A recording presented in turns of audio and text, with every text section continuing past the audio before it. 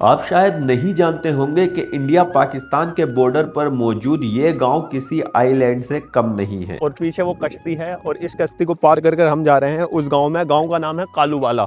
ये हिंदुस्तान का एक ऐसा गांव है जिसमें जाने का रास्ता ही नहीं है। ये गांव एक ऐसी जगह पर मौजूद है जिसके तीन तरफ सतलुज नदी है और चौथी तरफ पाकिस्तान यानी कि हमारा दुश्मन मुल्क जो कि सामने तारों के पीछे है। अगर हमें इस गांव में जाना होगा तो कुछ इस तरीके से नाव के जरिए इस गांव में जाएंगे और बच्चे भी अपनी जान हथेली पर रखकर इस नदी को नाव के जरिए पार कर कर स्कूल जाते हैं।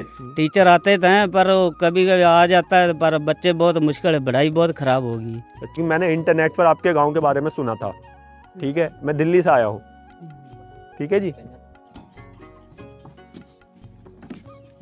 ये आप देख सकते हैं, ये है इस गांव का स्कूल। और मैं आपको बता दूं कि ये सिर्फ 5वीं तक है।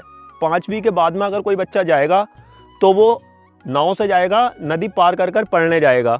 नहीं। कहाँ पे जाती है पढ़ने? राज्यों के गट्टी। कितनी दूर है वो गाँव? 5 किलोमीटर। 5 किलोमीटर है। कैसे जाती हैं?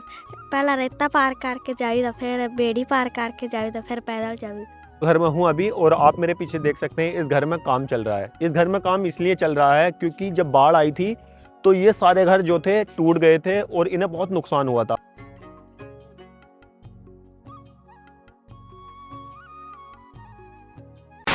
हेलो दोस्तों, तो स्वागत है आपका मेरे नए व्लॉग में। और मैं खड़ा हूँ इस टाइम पे सतलुज नदी के बीच में। आप मेरे पीछे देख सकते हैं मैं हूँ कश्ती में और आज मैं आपको एक ऐसे गांव में लेकर जा रहा हूँ जो कि पाकिस्तान बॉर्डर के पास है, यानी कि इंडिया पाकिस्तान के बॉर्डर पर है। और वो गांव के 3 हिस्से, उस गांव के 3 जो किनारे हैं वो सतलुज नदी के पास हैं और जो चौथा किनारा है वो पाकिस्तान के बॉर्डर पर है। ये एक ऐसा गांव जो इंडिया का आइलैंड भी कहा जाता है इस गांव को, यानी कि एक टापू पर ये गांव है। चारों तरफ आप देख सकते हैं ये पूरी सतलुज नदी है और बॉर्डर पर ही हूँ मैं, पाकिस्तान और इंडिया के, यानी कि बॉर्डर जीरो लाइन पर हूँ मैं। और वो एक नाव जो वो उधर पहुँच चुकी है, हमारी नाव जा रही है, भाई नाव चला रहे हैं। और भाई, अभी भाई से मिला हूँ मैं अभी 5 मिनट पहले ही। भाई सामने वाले गांव के हैं। तो अभी हम ये पूरा गांव एक्सप्लोर करेंगे और आपको एक ऐसा अनोखा गांव दिखाऊंगा मैं जो कि पाकिस्तान बॉर्डर पर है, यानी कि ये लास्ट गांव है इंडिया पाकिस्तान का। तो चलिए व्लॉग शुरू करते हैं और कुछ देर में हम पहुंचने वाले हैं उधर वाली साइड, इस मतलब ये सतलुज नदी पूरी पार करके। मैं अभी उस जगह पर खड़ा हूं जहां तक पंजाब के पक्के रास्ते हैं, यानी कि रोड है और कहीं को आने जाने का रास्ता है। बट इससे आगे वो गांव जो उधर की साइड है, उस गांव को जाने के लिए ना तो कोई रास्ता है ना कोई पक्की सड़क। अगर कोई रास्ता है तो वो रास्ता है सतलुज नदी पार कर कर और इन लकड़ी की नाव को खुद चलाकर उस गांव तक पहुंचने का। तो अभी हम इस नाव में बैठकर उस गांव को जाएंगे जो कि पंजाब फिरोजपुर का कालूवाला गांव है। इस गांव को शायद नक्शे और किस्मत दोनों ने भुला दिया है। इस गांव में जाने के लिए चप्पू का इस्तेमाल नहीं बल्कि एक रस्सी का इस्तेमाल करते हैं जो कि नाव उस रस्सी के सहारे चलती है।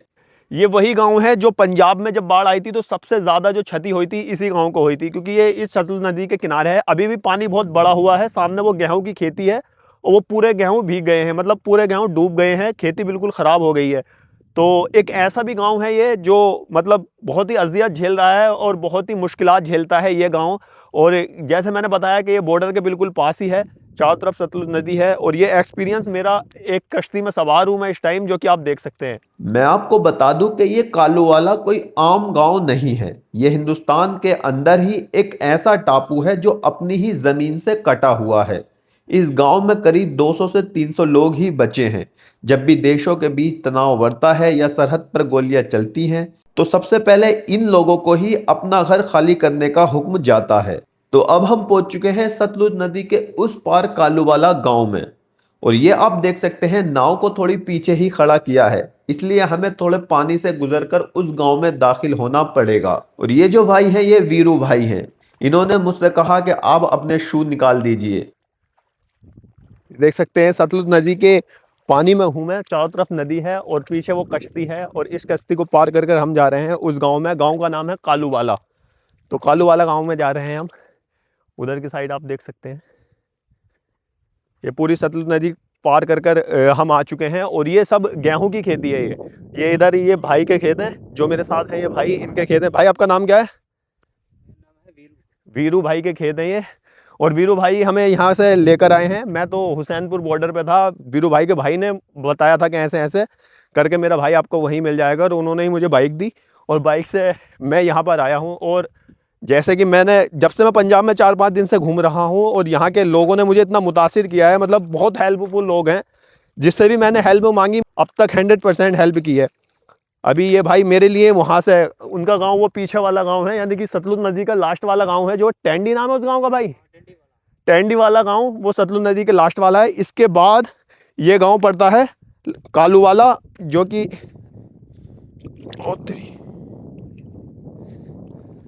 लास्ट विलेज है ये हिंदुस्तान का। इसके बाद पाकिस्तान है और ये विलेज भी सतलुज नदी के पार है। मतलब आप अंदाजा लगा सकते हो कि नदी के उस पार एक गांव हो सकता है। उस गांव के लोगों से हम बात करेंगे आगे चलकर। तो अभी हम, ये एक मेड़ सी आ गई है, इधर खेत हैं और पीछे ये आप सब सतलुज नदी देख सकते हैं। ये जो आप रेत देख रहे हैं, ये वाली, ये रेत पहले यहाँ पर सिंपल ज़मीन थी, बट अभी जो बाढ़ आई तो वो बाढ़ आने के बाद में ये सब रेत बन गई ज़मीन।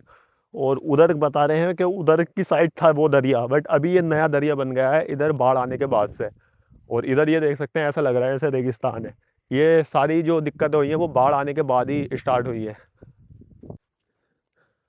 वो आप जो सामने तार देख रहे हैं ना, वो वहाँ से पाकिस्तान स्टार्ट है।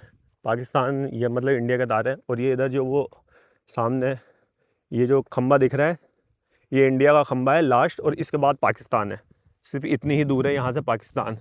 और सामने की साइड आपको घर दिख रहे होंगे, ये वो गांव है। अभी इस गांव का पहला घर मैं आपको दिखाता हूँ, और मैं आपको वो दिखाता हूँ जो बाढ़ के बाद में क्षति हुई थी। ये आप घर देख सकते हैं, ये बहुत मतलब एक टाइम पे घर था, ये बहुत अच्छा घर होगा ये। और आज बाढ़ के कारण ये घर देख सकते हैं कैसा हो गया। और वैसे ही एक सामने वाला घर है वो भी टूट कर ऐसे ही हो गया है। और इस गांव वालों की लोगों की दिक्कत सबसे बड़ी इमरजेंसी की है कि अगर इन्हें इमरजेंसी पड़ गई तो तीनों तरफ सतलज नदी का किनारा है और चौथी तरफ पाकिस्तान है। तो ये जब जाते हैं कोई इमरजेंसी में तो ये पूरी नदी वो नाव पार कर कर ही जाते हैं। इन्हें इमरजेंसी में कोई भी ऐसी सुविधा नहीं मिलती। और ये देख सकते हैं आप घर, अभी और मैं दिखा देता हूँ सामने से। ये जो आप घर देख रहे हैं, ये कभी एक प्रॉपर बढ़िया घर हुआ करता था, बट पिछले साल जो बाढ़ आई उसने इस घर को निश्तो नाबूद कर दिया। ऐसा कर दिया कि आज इन घरों में कोई रह भी नहीं रहा है। और उतनी दूर वो सामने की साइड देख सकते हैं, वो पाकिस्तान है। और ये आप देख सकते हैं, ये दूसरा घर है। और एक घर वो जो मैंने आपको दिखाया था, ये सारे घरों की कंडीशन उसी बाढ़ ने खराब की है जो कि पिछले साल आई थी। आपने बहुत सारी न्यूज देखी होंगी और बहुत सारी वीडियोस देखी होंगी। आपको जानकर हैरानी होगी कि आजादी के 7 दशकों बाद भी हर युद्ध, चाहे वो 65 और 71 का हो, और हर बाढ़ के बाद ये लोग अपनी जिंदगी को मलबे से चुनकर दोबारा खड़ा करते हैं, कुछ इस तरह से। और इन पर किसी का ध्यान तक नहीं जाता। तो मैं एक और घर में हूँ अभी, और आप मेरे पीछे देख सकते हैं इस घर में काम चल रहा है। इस घर में काम इसलिए चल रहा है क्योंकि जब बाढ़ आई थी तो ये सारे घर जो थे टूट गए थे और इन्हें बहुत नुकसान हुआ था। बट खुदा ने किसी के दिल में रहम डाला, तो सिंगापुर की एक कंपनी है जो यहाँ इन लोगों की हेल्प कर रही है। और इन्हें जो ये घर में काम चल रहा है, ये उसी के वो सिंगापुर की कंपनी ही इन्हें फाइनेंस कर रही है, मतलब पैसे दे रही है। और एक चीज़ और मैं आपको दिखा दूँ, ये कभी प्लान था, ये सब कुछ प्लान था। अभी यहाँ पर एक नदी बन गई है। वो नदी इसलिए बनी है क्योंकि यहाँ पर जब बाढ़ आई थी तो ऐसी जैसे मैंने पीछे दिखाया आपको, पूरी फसल खराब हो गई है, वैसी ही ये नदी है। ये नदी भी अभी बनी है बाढ़ आने के बाद में, ऐसी कोई नदी नहीं थी। उधर भी आप देख सकते हैं, उस घर में भी काम चल रहा है, तो वो घर भी वही है जो सिंगापुर की कंपनी इन्हें फाइनेंस कर रही है, पैसे दे रही है। तो ये बहुत सारी दिक्कतें इस गांव में हैं, और होगी भी क्यों नहीं, क्योंकि जब इस गांव का मतलब है ही ऐसी जगह पर ये गांव, गवर्नमेंट को इस चीज़ पर ध्यान देना चाहिए और इन लोगों की हेल्प करनी चाहिए, क्योंकि बहुत ही खतरनाक कंडीशन में ये लोग रह रहे हैं। मैं भी जूते वगैरह सब कुछ उतार कर, आप देख सकते हैं सब कुछ ऊपर था, सब कुछ उतार कर मैं इस गाँव में आया हूँ। तो अभी मैं आपको और दिखाता हूँ, उधर की साइड गाँव और है, और लोगों से बात करेंगे और उनसे पूछेंगे उनकी क्या क्या समस्याएं हैं। ये क्या बनेगा? मेरी समझ नहीं आ रहा आप क्या बोल रहे हो, मतलब थोड़ा सा हिंदी में बोलो। आपकी जो है ना लैंग्वेज, जो है भाषा, मेरी समझ नहीं आ रही, इतनी समझ नहीं आ रही, हल्की हल्की समझ आ रही है। तो आप जो है हिंदी में बता लो, क्या पूछ रहे थे आप? हिंदी तो मैं आती नहीं, पंजाबी आती है। इन भाई को आती है हिंदी। ये बोल रहे हैं आप जो वीडियो ले रहे हैं इसको क्या करेंगे? ये यूट्यूब चैनल है? हाँ, यूट्यूब चैनल है, न्यूज़ चैनल जैसा ही। हाँ जी, ठीक है, यूट्यूब चैनल है और वहाँ पे मैं वीडियो डालूंगा, और मतलब बहुत से लोग देखते हैं मेरी वीडियो, तो हो सकता है किसी ऐसे इंसान के पास पहुँच जाए आपकी वीडियो जो आपकी मदद करने आ जाए यहाँ पे, आपकी बात जो भी आप बात रखोगे वो सुन लें आपकी बात। तो इसलिए ये वीडियो आ रहा हूँ क्योंकि मैंने इंटरनेट पर आपके गांव के बारे में सुना था। ठीक है, मैं दिल्ली से आया हूँ। ठीक है जी। जब सतलुज नदी उफान पर होती है तो ये गांव पूरा डूब जाता है। लोगों के खेत, उनकी फसलें, उनके जानवर सब पानी में समा जाते हैं। बाहरी दुनिया से इनका इकलौता संपर्क जो एक लकड़ी की नाव होती है जो कई बार लहरों में बह जाती है। आप मेरे पीछे देख सकते हैं, ये एक नाव है। ये नाव उस टाइम पर यहाँ पर आई थी जब बाढ़ आई थी। बाढ़ आने के बाद में ये नाव, बाढ़ से लोग यहाँ पर आए थे और आने के बाद में जब बाढ़ खत्म हो गई तो ये नाव तब से यहीं है। अब आप अंदाजा लगा सकते हो कि पानी कहाँ तक आ चुका होगा इस बस्ती में या इस गांव में। और पीछे स्कूल है, मैं स्कूल का दिखाऊंगा। और स्कूल का भी सीन ऐसा है कि स्कूल के लिए जो टीचर आते हैं वो दूर से आते हैं, नदी के उस पार से आते हैं, क्योंकि इस गांव में ऐसा तो नहीं है कि हर गांव में टीचर्स हों। ऐसा गांव है ये, यहाँ पर इतने एजुकेटेड लोग नहीं होंगे जो यहाँ पर इस स्कूल में पढ़ा सके। तो जो टीचर्स आते हैं वो मेरी तरह, जैसे मैं आया वहाँ से नदी में से नाव से, ऐसे ही टीचर आते हैं, वो पढ़ाकर फिर वापस ऐसे ही जाते हैं। ये सब देख सकते हैं आप, ये सब बाढ़ से ही क्षतिग्रस्त घर हैं। और इधर जो जानवर भी थे, जानवर जो गए थे उधर पाकिस्तानी साइड बहे थे। तो आपके यहाँ से भी गए थे? नहीं सर, आप- इतने डूबा हैं? जानवर भैंस इधर डूबा, अच्छा, डूब गया था। डूब के मर गए थे। ये देख सकते हैं आप, जानवर कुछ इस तरीके से। ये जो कमरे बन रहे हैं, ये वो जो सिंगापुर की कंपनी है वही लोग इसका मटेरियल दे रहे हैं और उसी मटेरियल से ये कमरे बन रहे हैं। ये देख सकते हैं, ये बाढ़ से ही सबको सारे घर टूटे हुए हैं और ये मटेरियल जो है वो सिंगापुर की कंपनी ने भेजा है, उससे ही ये घर बन रहे हैं। इनके दोबारा जितने भी क्षतिग्रस्त हुए थे ये दोबारा घर बन रहे हैं। तो मेरे साथ इस गांव के ही निवासी हैं। इन भाई का नाम क्या नाम है भाई आपका? राज सिंह जी। राज सिंह है। तो ये बताएंगे कि इस गांव में क्या क्या समस्याएं हैं और ये घर जो बन रहे हैं ये मतलब पहले कैसे थे और किस तरीके से टूटे, और इस गांव में मतलब पढ़ाई का क्या सिस्टम है, बच्चे किस तरीके से पढ़ते हैं, टीचर्स कहाँ से आते हैं और क्या क्या समस्याएं हैं इस गांव में। टीचर भी बहुत मुश्किल आते हैं इधर नदी में। जो किश्ती है, छोटे छोटे है किश्ती, टीचर आते तो हैं पर वो कभी कभी आ जाता है, पर बच्चे बहुत मुश्किल है, पढ़ाई बहुत ख़राब होगी अच्छा। बच्चे की।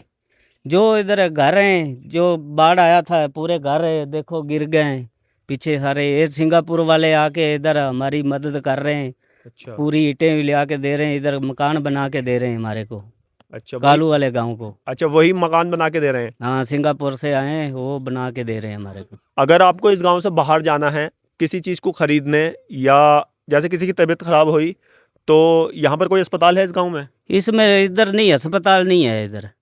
जो जाना पड़े तो बहुत मुश्किल होता है। जो नदी तो पार बेड़ी हुए, फिर किश्ती से किसी से फोन करी था, किश्ती ले आओ, हमारा मरीज बीमार हो गया या दवाई लेना है, बहुत मुश्किल हो जाता है, बचाना बहुत औखा है थे।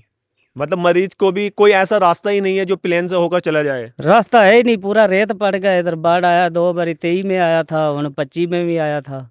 बहुत खराब हो गया, नुकसान बहुत हुआ, हमारे पास कुछ नहीं बचा। आप देख सकते हैं जैसे कि 2009 का ये घर बना हुआ है और इधर से ये पूरा टूट चुका है। अभी ये दोबारा से रेनोवेट हो रहा है, मतलब बन रहा है। तो जो सिंगापुर की कंपनी इन लोगों की हेल्प कर रही है, वो ये मटेरियल और ये सारा सामान जो घर बनाने का है वो यहाँ पर आकर फाइनेंस कर रहे हैं, वो दे रहे हैं और इनकी आर्थिक और ये इनकी ये मदद कर रहे हैं घर बनाने में।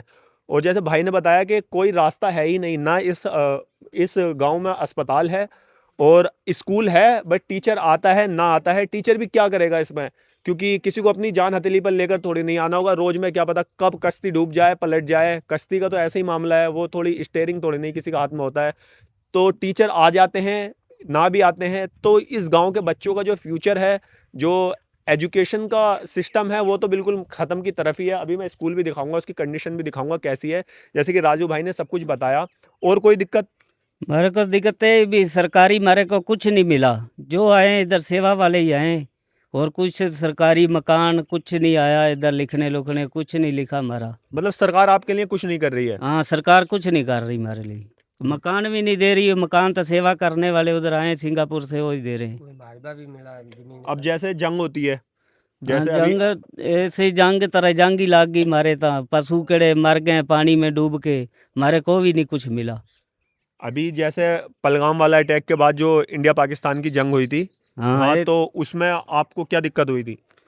बहुत मुश्किल हुई थी, इधर भी हुई। आपको ये गांव छोड़ के जाना पड़ता है? हाँ, जो जाना पड़ता है, इधर बॉर्डर नाल है, दोनों पासे नदी है, बहुत मुश्किल है, तो जाना पड़ता है हमारे को उठ के फिर।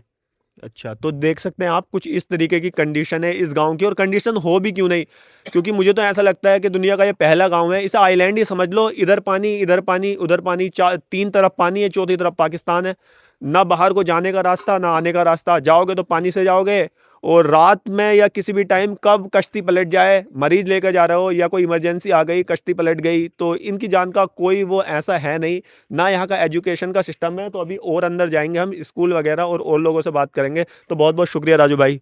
ठीक है, ठीक है। लोगों से इनकी समस्याओं के बारे में बात करते करते मुझे पता भी नहीं लगा कि कब मेरे लिए चाय आ गई। ये लोग बहुत प्यारे और मोहब्बत वाले हैं। जब सैलाब आता है तो आप जानते हो इस पूरे गांव का इकलौता सहारा क्या होता है?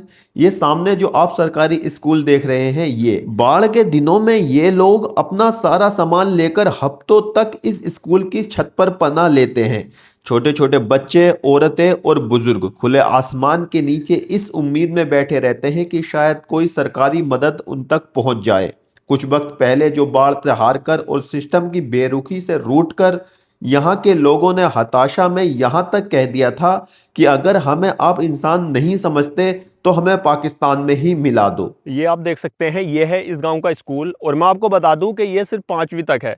ये स्कूल सिर्फ 5वीं तक है। 5वीं के बाद में अगर कोई बच्चा जाएगा तो वो नाव से जाएगा, नदी पार कर कर पढ़ने जाएगा। इधर 400-500 मीटर के पास में आप देख सकते हैं वो तार है, इस घर के उधर की साइड बॉर्डर है, और एक बार तार भी टूट गई थी उसके कारण, बाढ़ के कारण, तो उधर पाकिस्तान का बॉर्डर है। इधर ये स्कूल है, स्कूल के टीचर रोज नाव से आते हैं, और सिर्फ 5वीं तक है ये स्कूल। ये बताया है कि स्कूल के टीचर का अगर मन करता है तो आते हैं, ना तो नहीं आते, ऐसा बताया है। और 5वीं के बाद में अगर किसी बच्चे को पढ़ना होगा तो कुछ इस तरीके से, जो आप स्क्रीन पर वीडियो देख रहे हैं, इस तरीके से नाव में जाते हैं अपनी जान हथेली पर लेकर। तो ऐसा भी हमारे देश में 2026 में हो रहा है। ये बिल्कुल इंडिया पाकिस्तान के बॉर्डर पर गांव है, और इस गांव की मेरी तो दरख्वास्त है सरकार से, इन गांव वालों की मांग ये है कि यहाँ पर अगर कोई ब्रिज भी बन गया, उस सतलुज नदी के ऊपर को कोई ब्रिज भी बन गया, बोल रहे हैं कि वोट मांगने आते हैं और वादा कर कर चले जाते हैं, बट ऐसा कुछ है नहीं कि उस वादे पर वो कायम रहें या काम करें। सिर्फ वादे होते हैं, और वादे होने के बाद में और कुछ नहीं होता। तो 5वीं तक का सिर्फ एकमात्र स्कूल है। और एक और बहुत इंटरेस्टिंग बात इस गांव की मैं बता देता हूं कि इस गांव में एक भी किराना की दुकान नहीं है।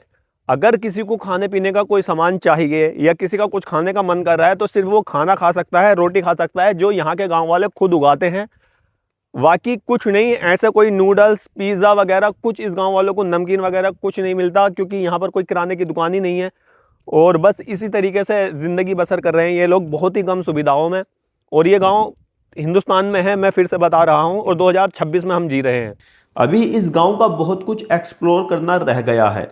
जहां मैंने उन छोटे बच्चों से भी बात की जो 7 किलोमीटर चलकर नदी पार कर कर पढ़ने जाते हैं, और उन लोगों से भी बात की जो इनसे वोट मांगने आते हैं। और वो बॉर्डर के बिल्कुल करीब भी गया जहां पर पाकिस्तान का बॉर्डर है। और भी बहुत सारी चीजें इस गांव की मैंने देखी हैं, जिसका मैं पार्ट 2 अपलोड करूंगा बहुत जल्द। मैं आपको बता दूं कि मेरे साथ 2 भाई हैं। एक भाई तो यही हैं जो मेरे साथ आए थे, और दूसरे एक भाई ये हैं जो इसी गांव के हैं। तो भाई आप कुछ कहना चाहोगे अपने गांव के बारे में? चली जाता है मोल, है, अगर कुछ खाने का मन करता है तो कैसे करते हो? फिर जाना पड़ता है पीछे नदी लंग के। नदी लांग के जाना पड़ता है। और आप कितना पढ़े हुए हैं? हम 12वीं पास हैं। 12वीं कहाँ से किया 12वीं? हम राजू के गट्टी। या मतलब आप भी ऐसे ही जाते थे, हाँ, नदी पार करके जाते। नदी पार करके जाते थे? नदी पार कर कर अभी भी और नदी पार करके पैदल जाते हैं 3-4 किलोमीटर पैदल जाकर, वो राजू का गांव में वहाँ पड़े हैं। अच्छा, राजू के, हाँ उसी गांव की तो बात कर रहा था मैं। ये आप देख सकते हैं, ये भाई हैं, इन्होंने 12th किया है, और 12th किस मुसीबत में किया है, भाई की जुबानी आप सुन ही चुके हो। तो दोस्तों, वीडियो ज़्यादा लंबी होने की वजह से इस वीडियो का पार्ट 1 यहीं पर एंड करते हैं। बाकी पार्ट 2 इस वीडियो से ज़्यादा इंटरेस्टिंग होने वाला है, क्योंकि उसमें मैंने इस गांव के 3 कोने और चौथा पाकिस्तान भी दिखाया है। तो मैं कुछ ही दिन में पार्ट 2 अपलोड करूंगा, तो आप मेरी नोटिफिकेशन चेक कर लेना और मेरे चैनल को सब्सक्राइब कर लेना।